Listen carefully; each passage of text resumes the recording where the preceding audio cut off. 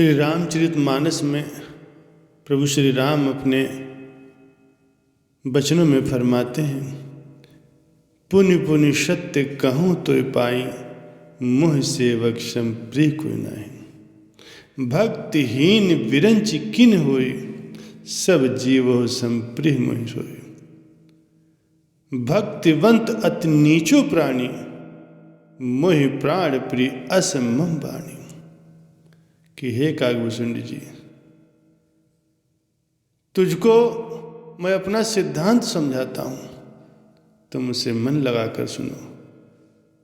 वो सिद्धांत क्या है कि सारा संसार जिसमें अनेक प्रकार के जीव जड़ और चेतन हैं, जिन्हें तुम देखते हो वो सब मेरी माया से ही उत्पन्न हुए। मुझे ये सब प्रिय हैं क्योंकि इनको मैंने ही उपजाया है।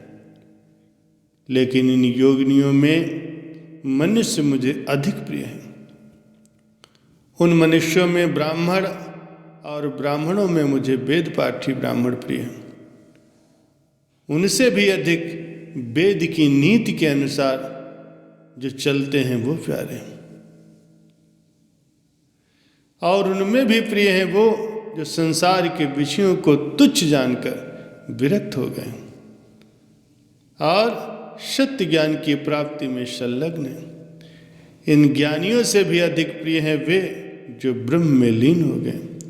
किंतु उन ब्रह्मलीन विज्ञानियों से मुझे अपने दास अत्यंत प्रिय हैं, जिन्हें मेरे सिवाय कोई दूसरा आश्चर्य नहीं है।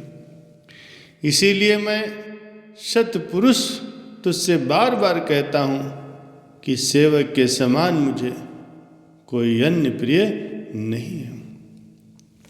हे काकभूषण जी, भक्ति और प्रेम से हीन यदि ब्रह्मा भी क्यों न हो, उसे मैं बाकी चराचर योनियों की भांति जानता हूँ। मेरे हृदय में उसका आदर उनके समान ही है।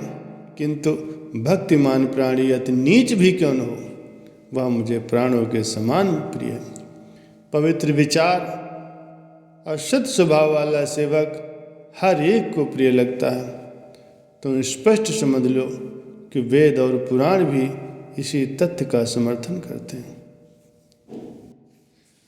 भगवान श्री रामचंद्र जी महाराज जी ने संसार में सबसे ऊंची पदवी सेवक को दी।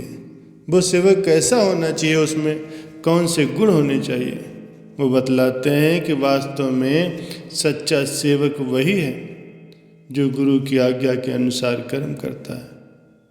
जो काम करता है उसमें पहले सोचता है कि इसमें मेरे गुरु की प्रसन्नता भी है या नहीं। वो हर समय अपने आप को गुरु की मौज और आज्ञा में बांधे रखता है।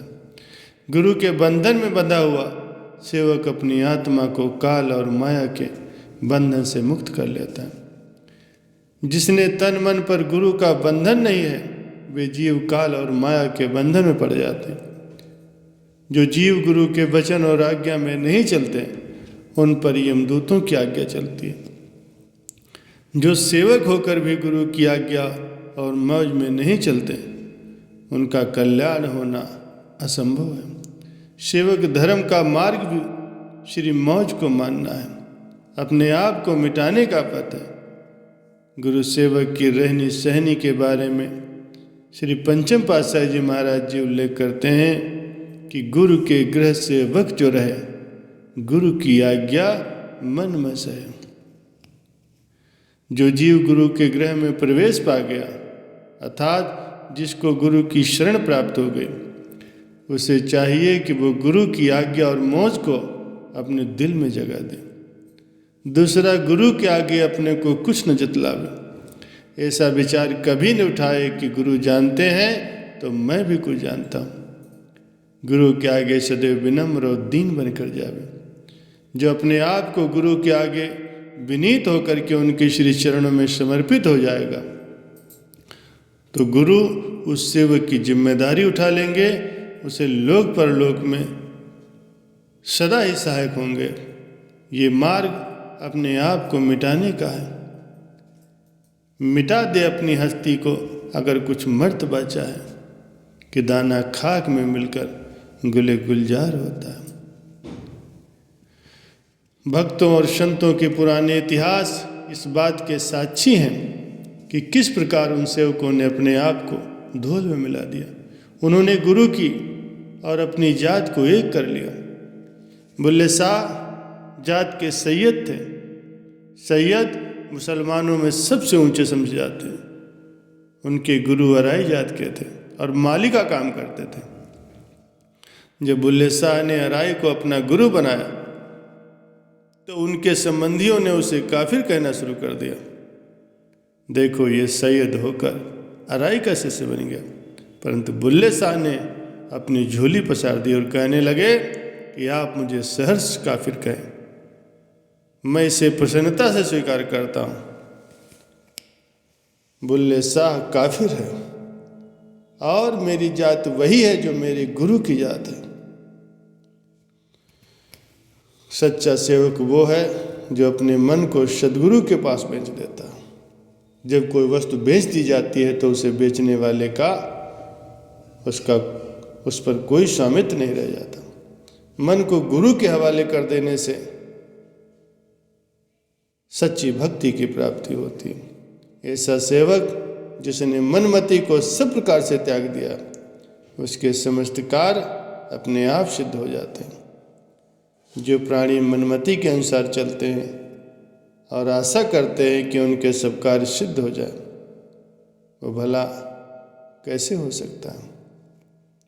सच्चे सेवक के गुरु जिम्मेदार हो जाते हैं और सेवक सभी विपदाओं से निश्चिंत हो जाता है। ऐसे सेवकों की रक्षा गुरु सदैव करते हैं।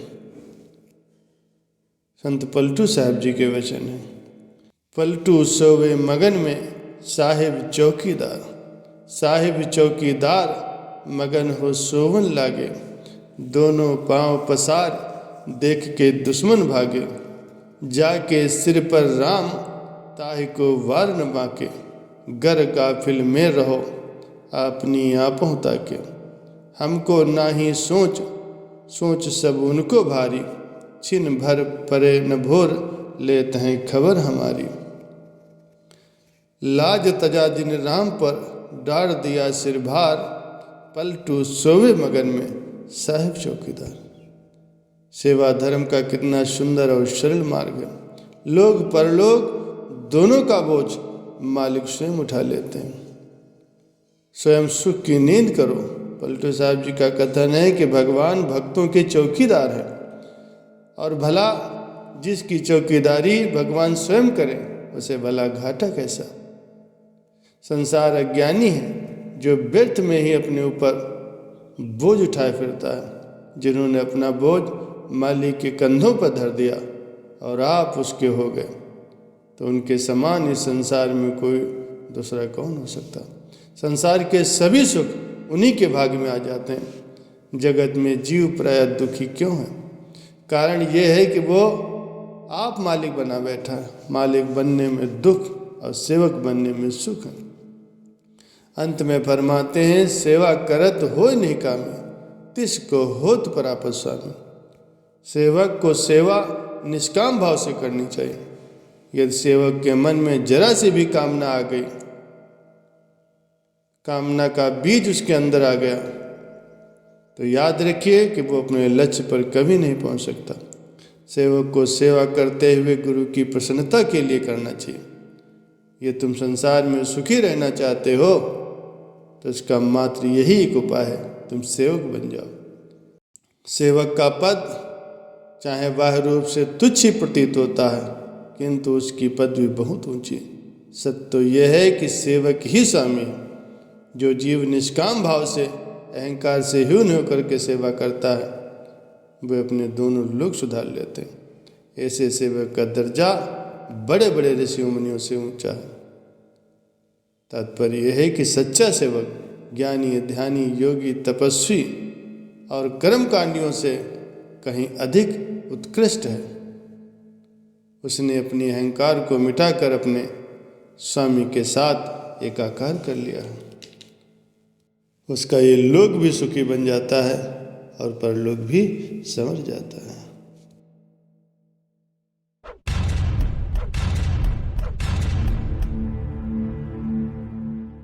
है।